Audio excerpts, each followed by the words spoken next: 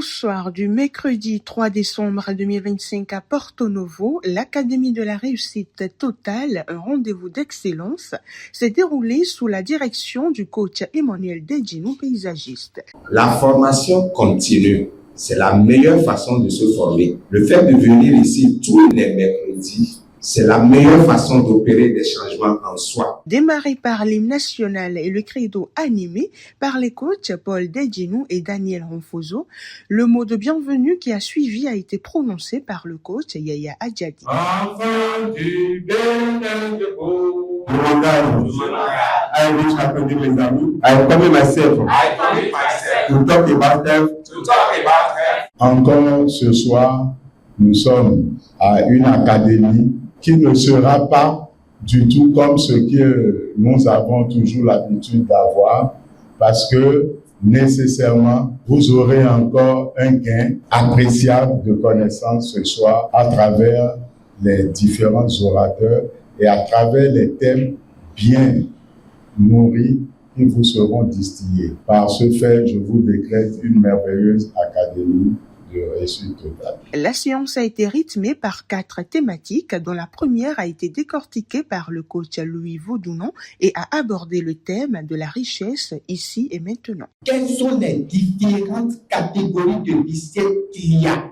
Il y a 2 que nous y aurons chaque fois, la santé et la paix du cœur. C'est les 2 là qu'on va prendre ici aujourd'hui. Et comment avoir cette richesse qui est la santé et la paix. Déjà, en assistant à ces lieux. Maintenant, on est venu pour prendre ces 2 aspects-là. On ne les touche pas, mais ils sont essentiels pour acquérir les autres. Je suis si fort que rien ne peut perturber ma paix intérieure. La richesse ne se mesure pas seulement à ce que tu as en compte. L'argent, les réalisations que tu as, mais la santé et la paix du cœur. La deuxième explorée par le coach pasteur Atanas Kwasi Kadja était axée sur un message d'espoir avec comme titre « Dieu n'a oublié personne ». C'est l'ignorance qui fait que nous pensons que Dieu nous a oubliés. Peut-être nous voyons d'autres en train de faire ceci, d'autres. On pense que tu n'es en compétition avec personne. Et comme nous avons l'habitude de le dire, chacun a son tour chez le coiffeur. Dieu choisit de retarder selon nous certaines choses dans nos vies. C'est qu'il nous prépare. Il voit que nous ne sommes pas encore prêts. Il y a certaines personnes qui ne sont pas encore prêtes pour la richesse. Peut-être toi, c'est l'emploi qui est ton problème. Il y a déposé le dossier. Dieu est en train de chercher le meilleur pour toi. Ce qui est disponible là, elle ne peut pas te rendre digne. Donc Dieu est en train d'attendre pour te donner le meilleur emploi. Vous comprenez? Donc des fois, Dieu choisit délibérément d'attendre, de bien se préparer, de bien vous préparer pour que le jour va te présenter ce que tu veux là. Tu vas rendre grâce à Dieu.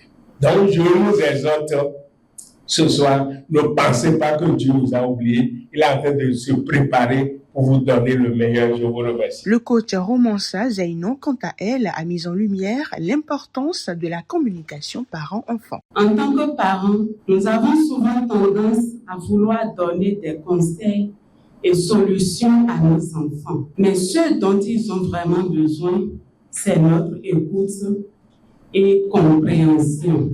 La communication parent-enfant n'est toujours pas facile, mais essentielle pour le développement émotionnel et social de nos enfants. Lorsque nous communiquons efficacement avec nos enfants, nous leur donnons des outils pour gérer leurs émotions, résoudre des problèmes et développer des relations saines. Et n'oublions pas que la communication est un processus qu'il faut travailler chaque jour pour maintenir une relation saine et ouverte avec nos enfants. Un moment de show-time de 10 minutes a permis une pause dynamique avant d'écouter le coach Gustave Tolomin clôturer cette séquence d'exhortation en discutant de la nourriture et la santé. Si l'eau peut être comparée à l'huile du moteur, la nourriture est le carburant. Sans un apport nutritionnel régulier et équilibré, même le corps le mieux hydraté s'épuise, s'affaiblit et finit par tomber malade. Nous devons manger 3 fois par jour, matin, midi et soir. Mais pas n'importe comment et pas n'importe quoi. Une bonne alimentation se définit avant tout par son équilibre et sa richesse en nutrition essentielle.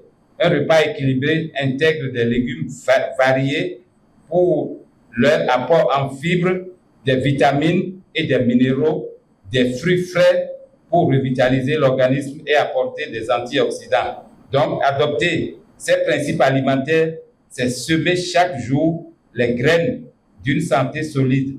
Faisons le choix de la vie maintenant et pour toujours. Je vous remercie. Un appel à contribution digne a été ensuite mené par le coach François Dossoukoko, ce qui s'est achevé par l'atelier de programmation dirigé par le coach Falola Kabirou et un cocktail fraternel. Celui qui met la main à la poche et donne à la nature avec amour, il reçoit toujours en abondance, en retour. Donc, contribuer, c'est une semence qu'on met en terre et on attend la récolte après. Et il faut toujours contribuer. Je suis désormais d'être humain. Je reconnais tout seulement Dieu comme ma assistance, mon soutien. Ce soir, j'ai beaucoup appris sur l'exhortation du pasteur qui nous amène à ne pas abandonner et que Dieu nous a pas abandonné, Dieu nous a pas oublié, à continuer de croire toujours que le meilleur est toujours devant et que à force de persévérer, on a toujours réussi. Je suis très content, très heureux de cette rencontre, de cette académie. Ça nous a permis de faire encore un pas vers la réussite et de la réussite totale. En plus de ça, il faut tenir compte de ce que nous mangeons. Il faut manger sainement et équilibré.